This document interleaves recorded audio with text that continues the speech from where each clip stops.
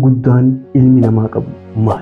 Riisarchiin waggoota 50 dura gaggeeffamte sodaan guddaan ilmi namaa qabu tokkoffaa irratti sodaa du'aa kun beekamaadha. Lammaffaan maal akka ta'e tilmaama.